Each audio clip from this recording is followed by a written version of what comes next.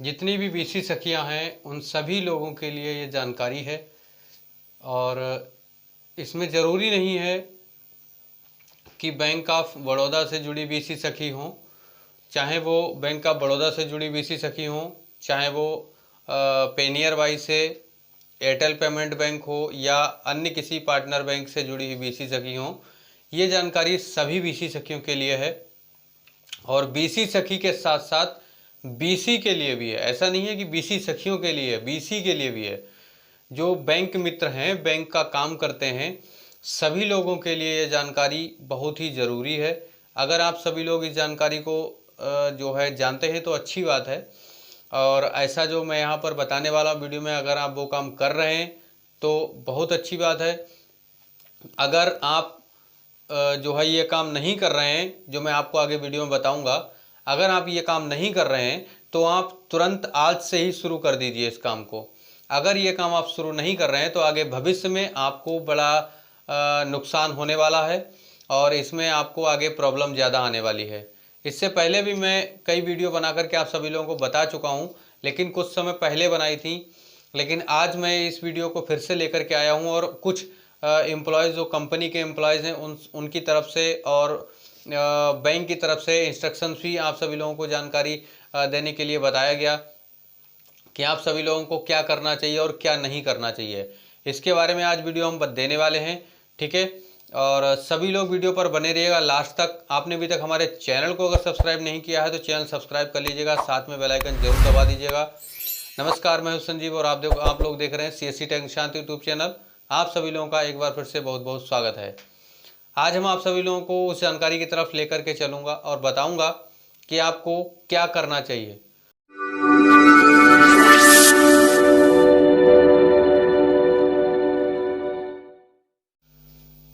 तो आप सभी लोगों को मैं जो जानकारी देने वाला हूं वो ये है कि जैसे बीसी सखी काम कर रही हैं, ट्रांजैक्शन करती हैं, कस्टमर का पेमेंट, विड्रॉल और डिपॉजिट करते हैं, तो उसके लिए आपको किस किस चीज़ की आवश्यकता पड़ती है। अगर आप किसी कस्टमर का विड्रॉल कर रहे हैं तो उसके लिए आपको कस्टमर के आधार की आवश्यकता होती है, आपको पता है इसके बारे में। जब आधार की आवश्यकता होती है तो आपने देखा होगा कभी कभी कस्टमर अपने साथ में आधार नहीं लेकर के आते हैं और वो अपने आप जो है खुद मैनुअली आपको बता देते हैं कि मैंने ये आधार, मुझे याद है, मैं बता रहा हूँ नंबर, ठीक है। अब इस केस में आपको क्या है कि जैसे कस्टमर को आधार नंबर पता है तो ठीक है, लेकिन कस्टमर का जो विड्रॉल है, विड्रॉल करने के बाद में आप सभी लोग क्या करते हैं कि पैसे, उनका जो विड्रॉल किया, विड्रॉल करने के बाद में पैसा दे दिया और आधार दे दिया और कभी कहीं पर भी आपने ना तो नोट किया ना ही इसका एक सिग्नेचर किया, कस्टमर का कोई ट्रांजैक्शन नंबर नहीं लिखा।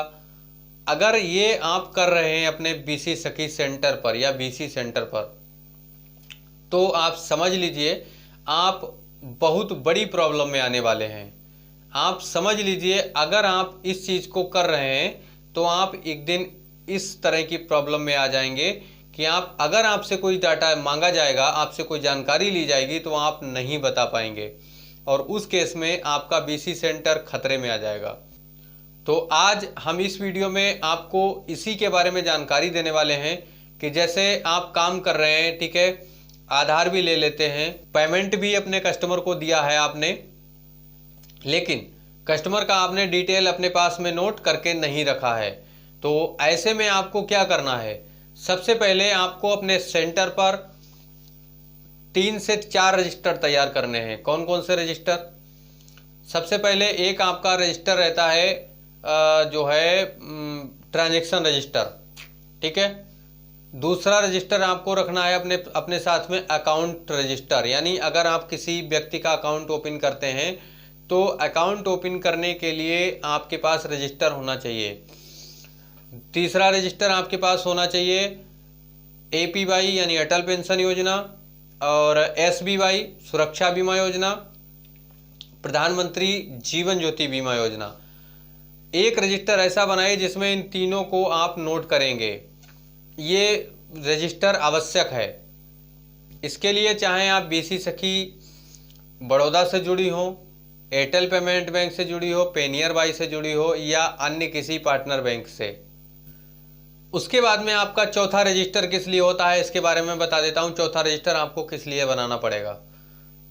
चौथा नंबर रजिस्टर जब आप बनाएंगे अपने पास, तो उसमें आप लिखेंगे जो इंस्पेक्शन रजिस्टर जो होता है, अगर आपके सेंटर पर कोई अधिकारी, कोई बैंक ऑफ बड़ौदा या बैंक का एम्प्लॉयज या आपकी कंपनी का एम्प्लॉयज आता है, तो आपके जब सेंटर पे आएगा तो उस रजिस्टर में आपको उसके सिग्नेचर कराने हैं कि हमारे यहाँ हमारे सेंटर पर कंपनी के इस नाम के ये अधिकारी, ये एम्प्लॉय आए थे, इन्होंने हमारे सेंटर की जांच की और इन्होंने इस तारीख को आए थे, ये समय था, मतलब सारा कुछ डिटेल लिखने के बाद में उनका सिग्नेचर करना है।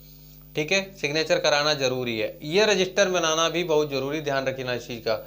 मैंने इससे पहले एक वीडियो बनाया था, उसमें मैंने बताया था कि हमारे सेंटर पर जांच हुई है, हमारे सेंटर पर कंपनी के एम्प्लॉयज आए थे, उन्होंने रजिस्टर को चेक किया, रजिस्टर पूरा देखा उसमें कि क्या क्या चीज़ है, क्या क्या चीज़ कमी है, मतलब सारा कुछ बताया डिटेल के। अब मैं आपको बताता हूं कि अगर आपने अभी तक ये रजिस्टर नहीं बना रखा है, अगर आपके पास में ट्रांजैक्शन रजिस्टर, जैसे सबसे पहले आपको बता देता हूं कि जैसे कोई भी बीसी सखी किसी भी पार्टनर बैंक से जुड़ी बीसी सखी हो, उसको रजिस्टर बनाना आवश्यक है। ट्रांजैक्शन का रजिस्टर तो बनाना ही बनाना है। ट्रांजैक्शन रजिस्टर आपने अगर नहीं बनाया है तो आज से ही बना लीजिए। अगर आप अपने पास किसी कॉपी पर या रफ कॉपी पर जो है नोट करके रख रहे हैं, तो उस चीज़ को बंद कर दीजिए, आप रजिस्टर लीजिए। रजिस्टर में पूरा डाटा मेंटेन होता है, उसमें नाम भी लिखा होता है। ठीक है, सीरियल नंबर, नाम, तारीख, पिता का नाम, सॉरी पिता का नाम नहीं होता है, बैंक का नाम होता है, आधार नंबर होता है, और उसके साथ में डिपॉजिट, विड्रॉल, और उसके बाद में होता है कि नेफ्ट, आईएमपीएस, पैसों की संख्या, क्या कितने पैसे किस हिसाब से आपने दिए हैं। उसके बाद में होता है ट्रांजैक्शन नंबर, फिर होता है कस्टमर का हस्ताक्षर। पूरा रजिस्टर में यहाँ पर आपको साइड में दिखा रहा हूँ, समझ लीजिए। यहाँ पर रजिस्टर का फोटो मैं यहाँ पर दिखा रहा हूँ आपको। इस तरह से रजिस्टर होता है। इस तरह का रजिस्टर आप बना लीजिए अपने पास में। ठीक है, और रजिस्टर अगर आप इस तरह से बना लेते हैं, रजिस्टर मेंटेन कर लेते हैं, तो आगे आपको किसी प्रकार की अगर कोई प्रॉब्लम आएगी तो उसमें समाधान किया जा सकता है। अगर आपके पास रजिस्टर नहीं होगा तो आप कैसे पता लगा पाएंगे।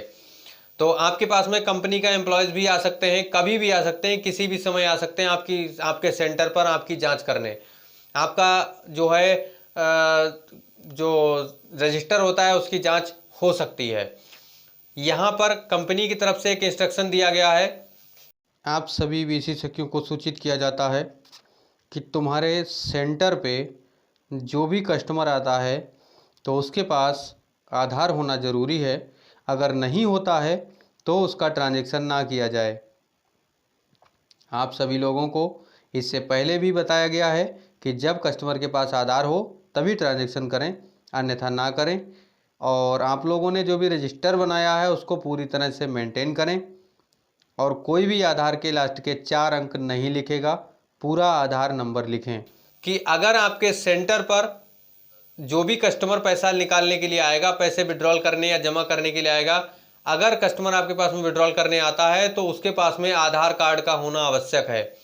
अगर आधार कार्ड उसके पास में नहीं है तो उसका ट्रांजैक्शन आप ना करें। इस तरह का जो है एक मैसेज दिया गया है कंपनी की तरफ से। यह है कि अगर कस्टमर अपने पैसे डिपॉजिट करने आता है तो कस्टमर के पास में पासबुक या आधार कार्ड दोनों में से एक चीज होनी चाहिए। दूसरी चीज, कस्टमर जब भी आएगा आपके पास में, अगर कोई कस्टमर ऐसा आता है जो कहता है कि नहीं मैं आधार तो नहीं लाया लेकिन मैं बता दूंगा अपना आधार नंबर, तो आपको क्या करना है, आधार नंबर अपने डिवाइस में डाल करके विड्रॉल कर लेना है। उसके बाद में अपने रजिस्टर पर उसका आधार कार्ड का पूरा नंबर नोट करना है।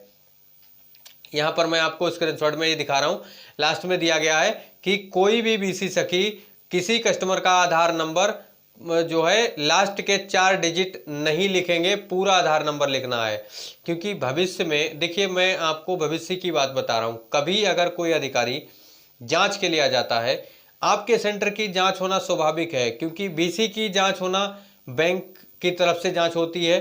तो बैंक की तरफ से अगर कोई आता है तो बैंक की तरफ से ही जांच होती है बीसी की।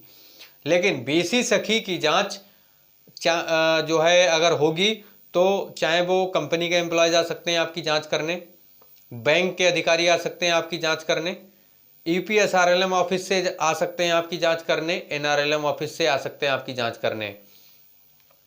यहाँ तक कि आप समझ लीजिए आपके ब्लॉक के अधिकारी भी आपके सेंटर की जांच कर सकते हैं, मनरेगा या ग्राम विकास योजना के अधिकारी वो भी आपकी जांच कर सकते हैं, एसडीएम साहब भी आपकी जांच कर सकते हैं।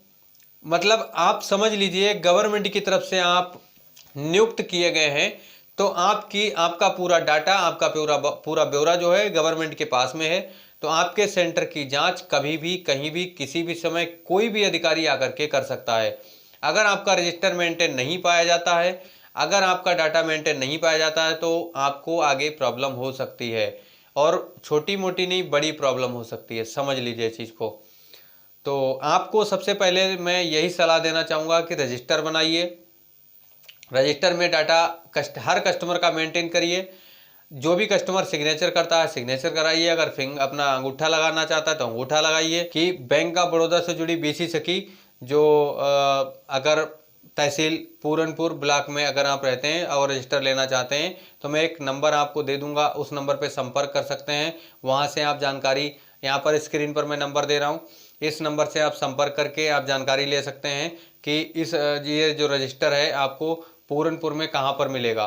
ठीक है, इसके बारे में मैंने आपको इसलिए बता दिया कि मुझे जानकारी मिली है कि पूरनपुर में रजिस्टर ये मिल जाते हैं, यहाँ पर मिल जाते हैं। ठीक है, तो मैं अभी जैसे शॉप के बारे में तो नहीं जानकारी दे रहा हूँ, लेकिन मैं आपको ये नंबर दे रहा हूँ, इस नंबर से कांटेक्ट कर लीजिएगा। नंबर कांटेक्ट करेंगे तो वहाँ पर जो है आपको जानकारी मिल जाएगी कि रजिस्टर आपको कहाँ मिलेंगे। ठीक है, तो चलिए आज के लिए जो जानकारी थी बस यहीं तक थी। मिलते हैं अगले वीडियो में इंटरेस्टिंग जानकारी के साथ। आज के लिए इतना ही, नमस्कार।